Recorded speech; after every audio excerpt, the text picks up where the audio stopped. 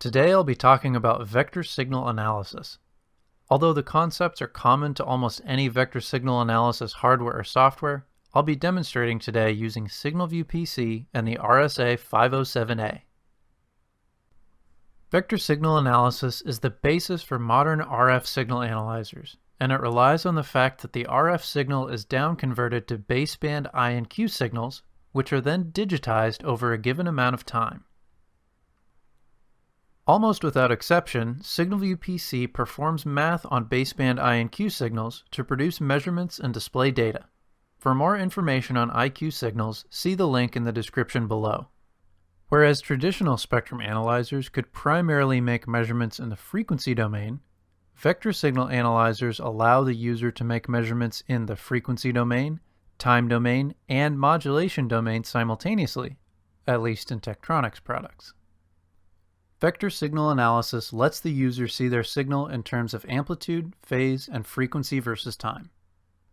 Confirming the hot pattern of a frequency agile signal, measuring the phase shifts of a phase-modulated signal, or characterizing the behavior of signals with amplitude changes is difficult or impossible with a traditional spectrum analyzer, but it is trivial with a vector signal analyzer. Since the time domain is important in vector signal analysis, we will be talking about common visualization and measurement tools, such as amplitude versus time, frequency versus time, and phase versus time. We will also discuss the importance of controlling your acquisition time. I have created a signal with an arbitrary waveform generator that has some interesting characteristics that demonstrate the value of vector signal analysis and time domain measurements. It's centered at 2 GHz and resides within a 40 MHz span.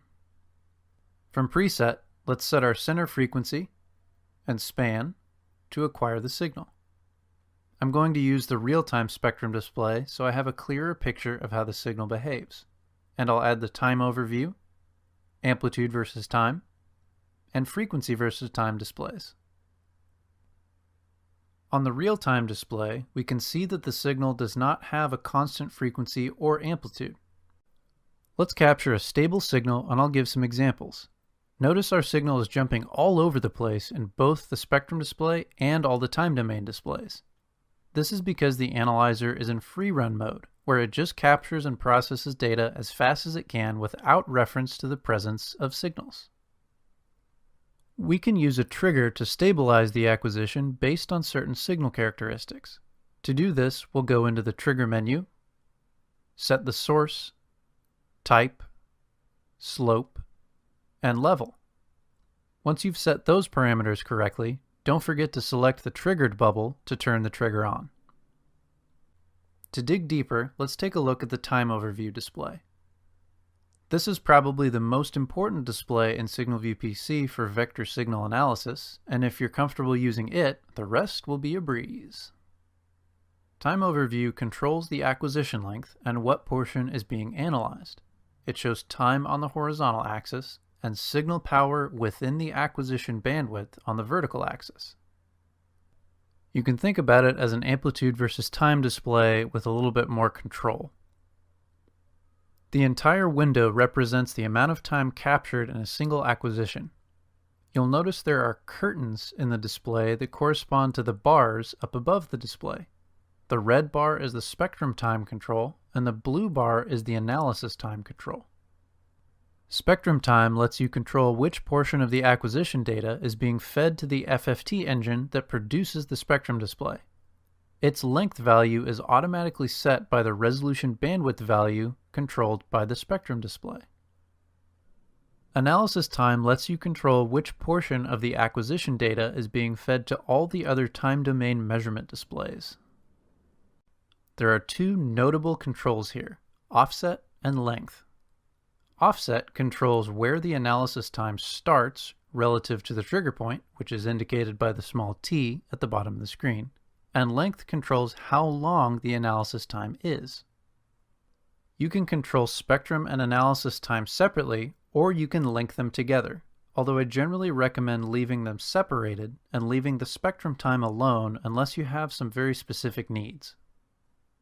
We can see the rising edge of a pulse in this display, but we want to capture at least one full pulse for analysis, so we need to adjust the acquisition time. The best way to do this is by adjusting the analysis time length. I can either click and drag on the length control on the right side, or type my number directly into the length field on the left side of the screen. Notice what happens to the other displays when I adjust the analysis time. Let's stop the acquisition here to illustrate the effect more clearly. In this section, we'll talk about the replay button. As I mentioned earlier, vector signal analysis relies on IQ data, and the replay control allows you to feed the data SignalVu-PC has already captured back through the measurement algorithms so you don't have to reacquire data to adjust your measurement. When I adjust my spectrum time to surround just the first pulse in my record and click replay, the spectrum display reflects the frequency and amplitude of only that pulse. When I adjust the analysis time in a similar way, the frequency versus time and amplitude versus time displays change to reflect only that pulse as well. I can add markers on those displays to check out the signal's characteristics. Note that these markers are all time correlated and they track with each other across all the time domain displays.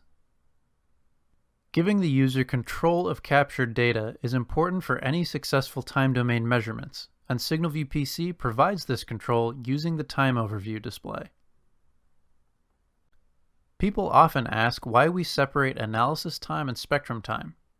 We do this to allow users to separate their time and frequency domain measurements. There are tests that require a long time domain measurement while simultaneously monitoring the spectrum at a specific place in time. This video provided a basic rundown of the vector signal analysis capabilities of SignalVu-PC, including the time overview display. Thanks for watching. Find out more at Vicom's website.